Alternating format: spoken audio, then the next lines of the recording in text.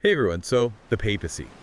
You wanted to learn a bit more about how the Pope became, well, the POPE, right? Yeah. It's a long story, over 2,000 years. But luckily, we've got a pretty cool source to help us unpack it all. Yeah. It's this YouTube video from Bright and Morning Star, and it's called Pope, the Most Powerful Man in History, The Rise of the Pope. Oh, interesting.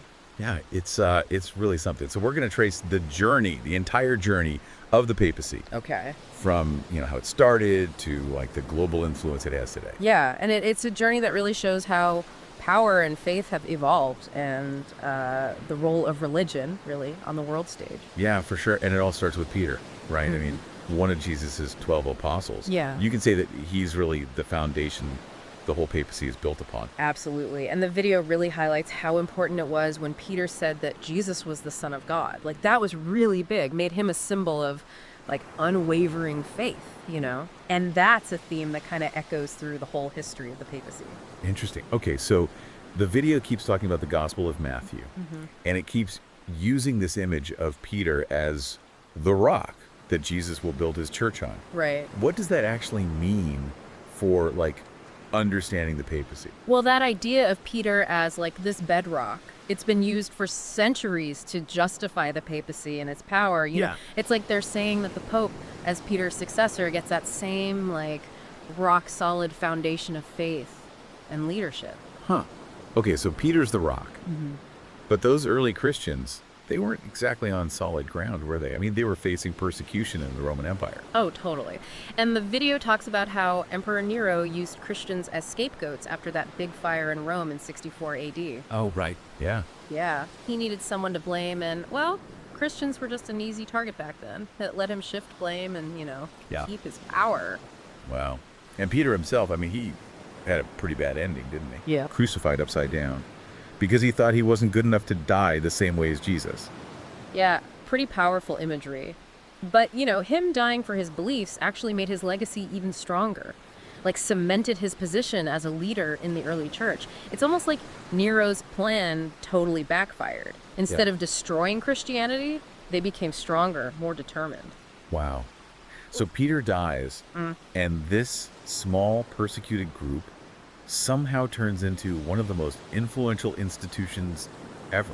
How does that even happen? Well, organization was a big part of it, and that's where the Didache comes in, this really interesting document. You mean that super old document, Yeah. the one that's 2,000 years old? Yeah.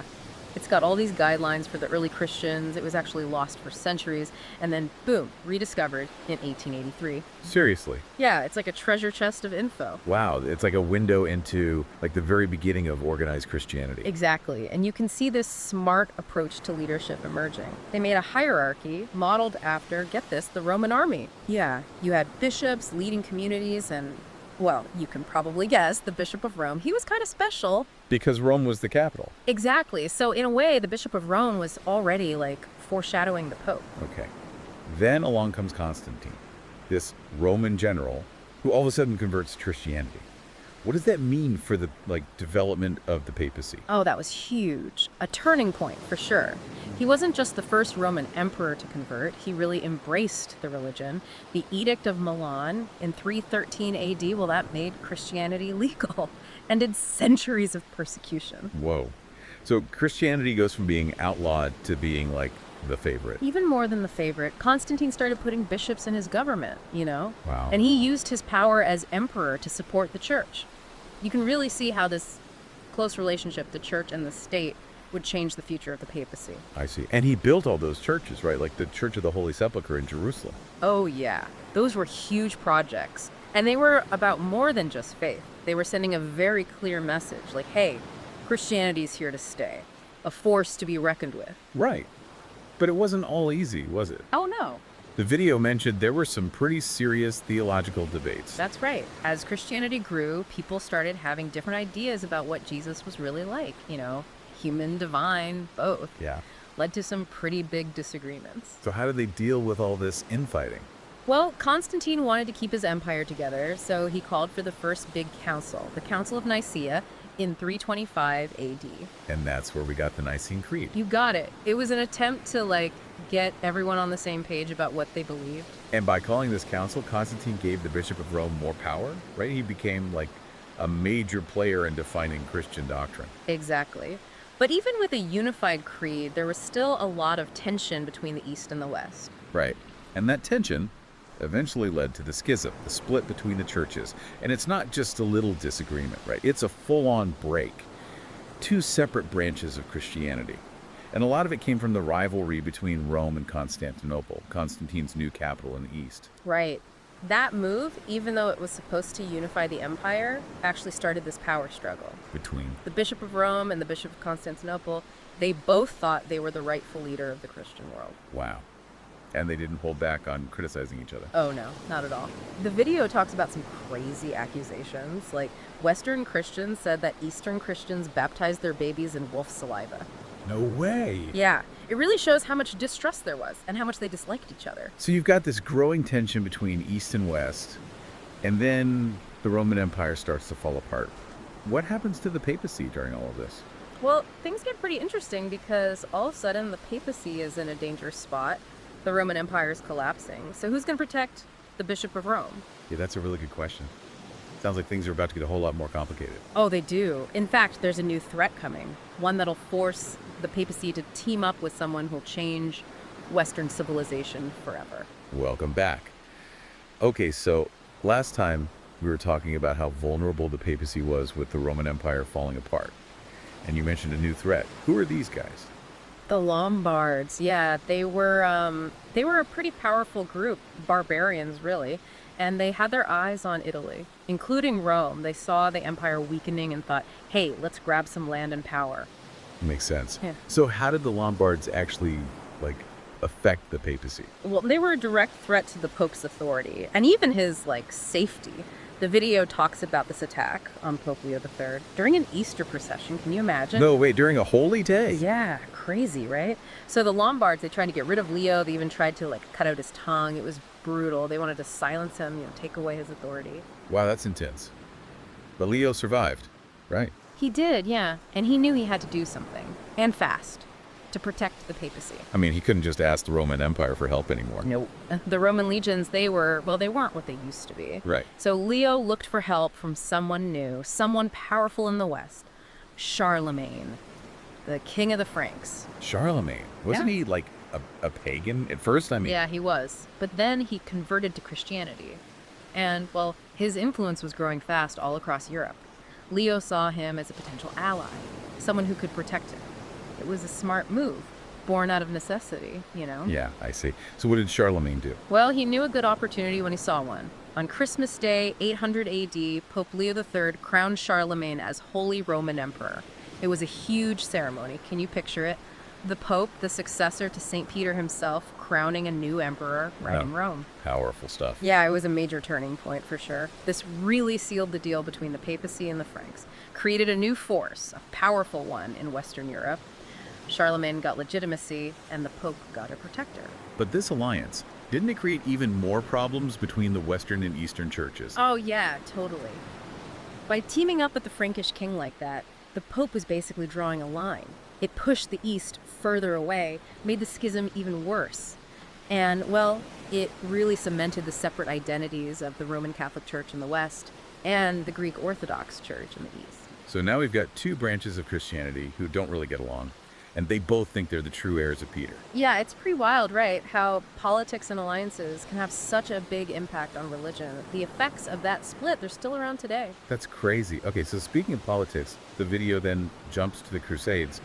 What made the Pope decide to call for these holy wars? Well, we got to remember what was happening back then. By the 11th century, Islam had spread a lot across North Africa into the Iberian Peninsula.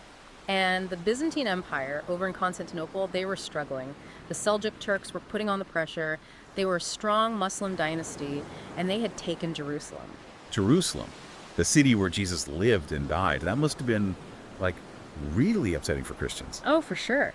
So Emperor Alexius I in Constantinople, he asked Pope Urban II for help, military help against the Turks. But Urban II, he saw this as a chance to do something even bigger. Bigger than just helping out the Byzantines. What did he want? He wanted to take back the Holy Land for Christendom. And he wanted to reunite the Eastern and Western churches under his control, of course. Yeah. Ambitious, right. So at the Council of Clermont in 1095, he gives this huge speech, one of the most famous in the Middle Ages, and he calls for the First Crusade. Wow. He rallied Christians to fight for Jerusalem. That's using the power of the papacy, for sure. Oh, yeah, absolutely. He played on their religious feelings, promised to them spiritual rewards if they joined the fight. And people listened. Thousands of them answered the call. They were ready to die for their faith.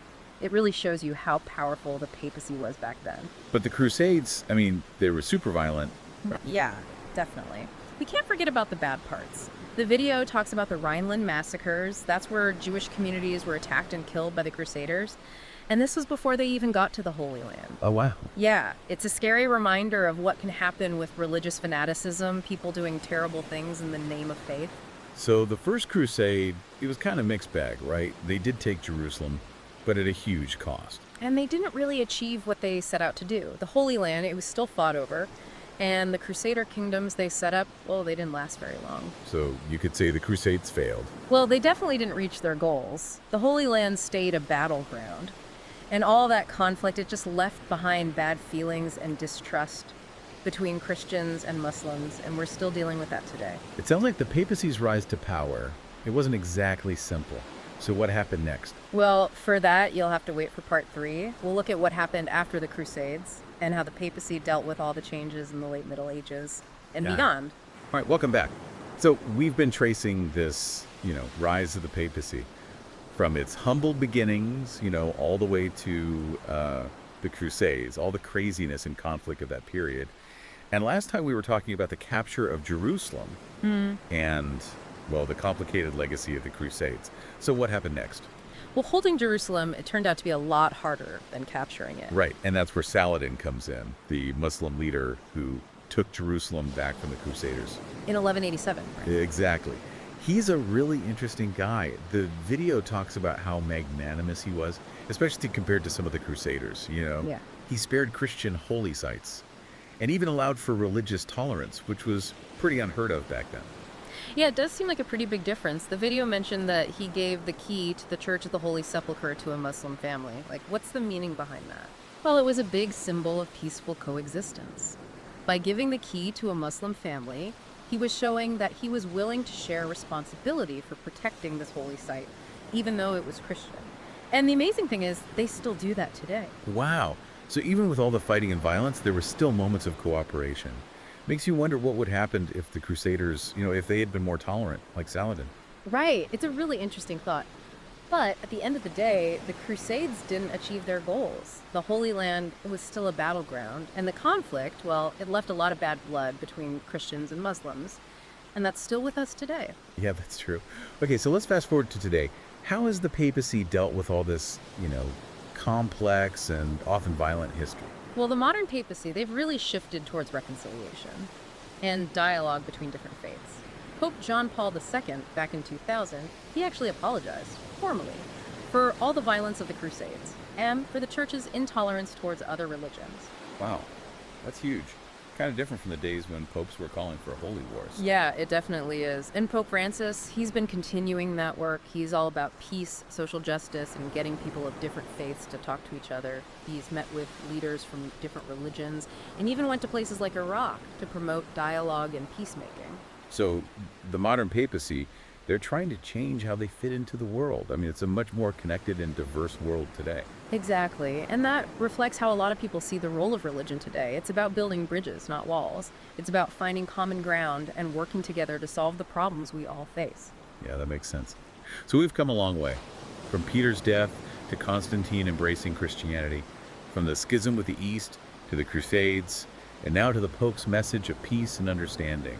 What can we learn from all of this, from this, 2,000-year journey? The papacy story, it reminds us that history isn't just a bunch of old stories. It shapes who we are and the world we live in. The choices popes made centuries ago, they still affect us today. It also shows us that even big institutions, they can change. The papacy, even with its flaws, it's shown that it can adapt. That's a really good point. It's easy to think of the papacy as this, like, unchanging thing, but it's definitely been on a wild ride. So, knowing all this, how do you see the Pope's role today? What do you think will happen to this ancient institution? Things to think about, for sure. Thanks for joining us on this deep dive. We'll be back next time to explore something else interesting from history.